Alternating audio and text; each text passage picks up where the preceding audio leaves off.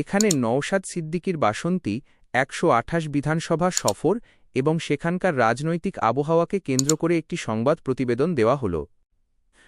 বাসন্তীতে হুঙ্কার নওশাদ সিদ্দিকীর ১২৮ নম্বর বিধানসভায় পরিবর্তনের ডাক। নিজস্ব প্রতিনিধি।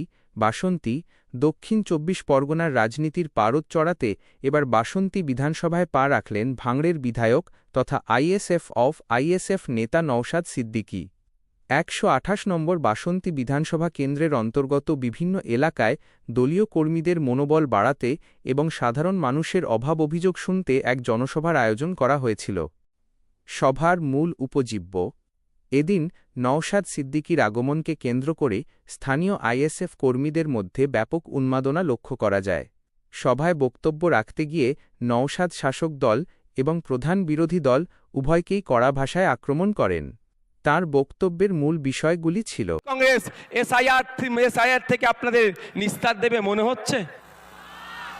ওয়াকাফ খেয়েছে জানেন তো নাকি?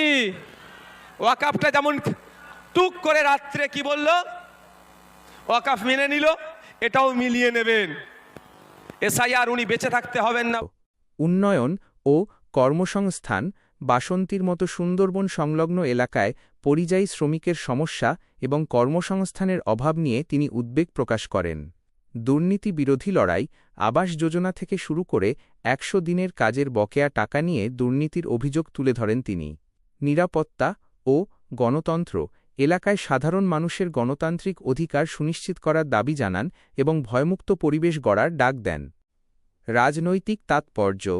রাজনৈতিক মহলের মতে গত পঞ্চায়েত নির্বাচনে বাসন্তী ও সংলগ্ন এলাকায় আইএসএফের শক্তিবৃদ্ধি শাসক শিবিরের কপালে চিন্তার ভাঁজ ফেলেছে। বিশেষ করে সংখ্যালঘু ও দলিত ভোটব্যাঙ্কে নওশাদের প্রভাব ১২৮ নম্বর বিধানসভা কেন্দ্রের সমীকরণ বদলে দিতে পারে। জনতার প্রতিক্রিয়া। এদিনের সভায় সাধারণ মানুষের ভিড় ছিল চোখে পড়ার মতো। নওশাদকে কাছে পেয়ে স্থানীয় বাসিন্দারা তাঁদের এলাকার বেহাল রাস্তাঘাট এবং পানীয় জলের সমস্যার কথা জানান।